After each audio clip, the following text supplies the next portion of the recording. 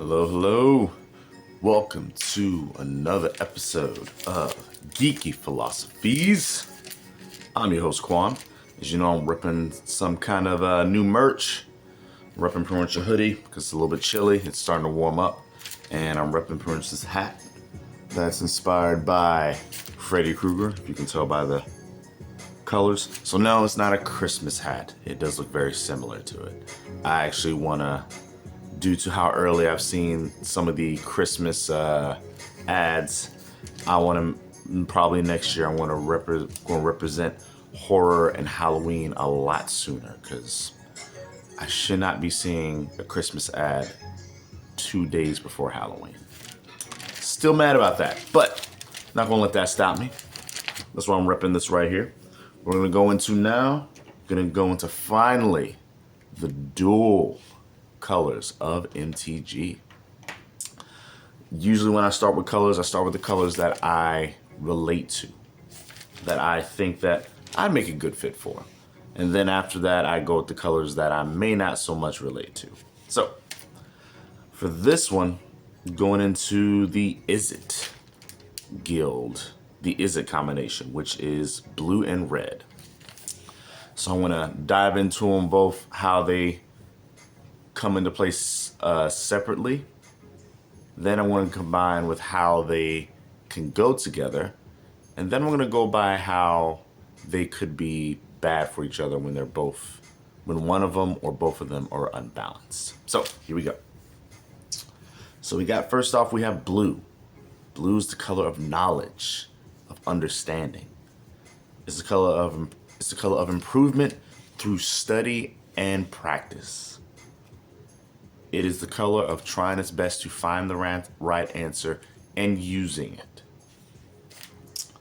Red is the color of emotion, of passion, of action. Red has the philosophy most of the time of nothing to it but to do it. Red is about being direct and in the moment. These things will always get you what you want. Being direct and being in the moment.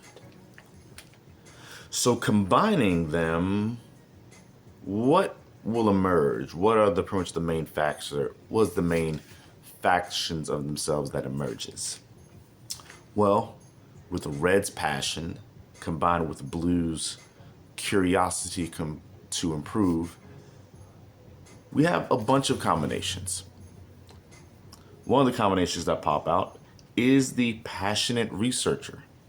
If you have somebody who is passionate to the point of obsessive and researching in a certain field, or possibly researching for a certain answer, the right answer, finding the right answer as fast as possible and applying it quickly.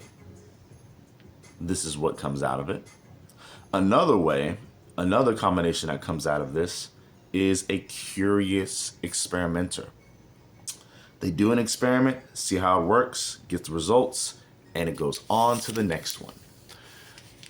You might even see a lot of YouTubers that pretty much go for like these experiments, like I'm going to do this experiment and I'm going to apply it, and then I'm going to tell you the results. Myself a little bit included, but like I said, I've only been doing this for maybe that much. They've been doing it way more than I have.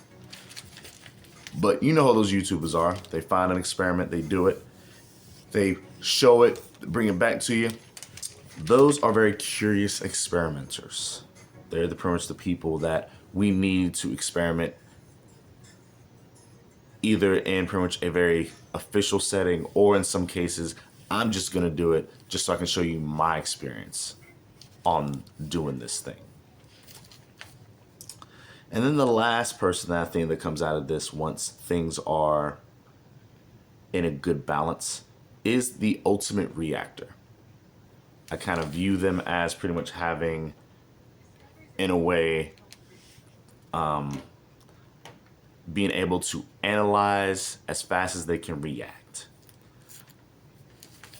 So pretty much they're the kind of person that they see something, they analyze it, the good, the pros and cons, and then they do it as quickly as possible. And secretly, I also can see red-green Oh, red blue, my bad. Pretty much red blue, blue red, as also being the ultimate artist because you have the curiosity to improve your art. You have the curiosity to keep pushing that as best as you can. But you also have red to make sure you fully express yourself. That there's no hold bars about making sure that we express what we see, how we interpret things to its fullest. So that's another one that goes with the what I think is the blue red notch, the Izzet notch, which is their extremely good artist or extremely expressive artist.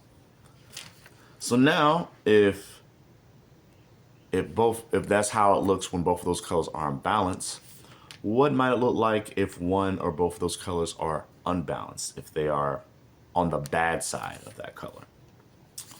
What I think is one, we have the obsessive compulsive. We have people who obsess a lot about something and are very compulsive at the same time. They have no control whatsoever. Their mind is going 1,000 miles per hour and they have to do everything and they want to do everything and they try and do it. Another way that I can see the obsessive compulsive is pretty much the smart addict in a way. And what I mean by smart addict is the person that knows how this is affecting him, and he's very smart, or she's very smart, and they know how to do things, they know how to get what they want, but in all purposes, they do it just to appease their addiction. And pretty much addiction will probably go with the red part. They appease what makes them feel good. And that's when pretty much red has its bad side, is that pretty much when they do what they feel a little bit too much. They do exactly what they feel for the feeling of it. Like, I know it's not real. I know it's only temporary, but it still makes me feel good and I'm going to do it. That's when red is unbalanced, is when they let their feelings control them instead of them control their feelings. Another way that blue-red can be bad or unbalanced is the frantic researcher, but doesn't learn or keep anything. I basically like to say that this is the researcher that they pretty much, they look up everything, they look up every little bit of this information, but they don't apply it. Or in some cases, they almost apply it and then they find something new and they jump on that boat. It's like, oh, this is a good technique. This is good right here. This is a good strategy. Oh, wait, is that a better strategy? Let me go to that strategy instead and spend hours studying that one. And then when I'm about to apply it, that's when I stop applying it. I go to the next one. Frantic researchers can be like that in the wrong way. Also, in that same vein, distracted by the next best thing. Like I listed before, they're pretty much halfway through one project before jumping onto another one. Like they are pretty much known as the person who always starts but never finishes. They never finish a project. They never finish a plan in motion. It's just that they literally just love to start things. But as soon as it looks like another thing looks just as good, they jump on that boat. All right, and now time for the close ending. Who do I think is blue-red? Who do I think fits this color scheme? Well, I wholeheartedly think that Sherlock Holmes is a perfect example of blue-red. He has pretty much the mind, he has pretty much the emotions, he's very direct, and when he's on his bad side, he possibly may give in to certain things just to do them, just to have the feel for it. But when he's balanced, he's cool, calm, collected, and expressive. That's how he is. Another person I think is blue-red or utilizes blue-red in some form or another is Mayweather, popular boxer. If you notice pretty much his technique, his fighting style, he plays smart. He doesn't go by knockouts. He goes by points, and His fighting style is a mixture between defensive and reactive. Like he goes off, he only attacks when he sees an opening. He only attacks when his opponent is pretty much trying to attack him. Basically, he's a good counter striker. And blue and red, on their spectrum, they have a lot of instances that can pretty much play that word in response. In response to you trying to throw a jab at me, I'll move this way and throw a cross at you. That's how his fighting style can be seen for me as blue-red. And the last person that I think is a complete example of blue-red, and some of y'all might know this because I made maybe one video on my Facebook, but or one post on my Facebook, but Kanye West. I think Kanye West, in all of his forms and all of his artist-wise, is completely blue-red. We all know he's intelligent. We all know he loves knowledge. We all know he has that mind.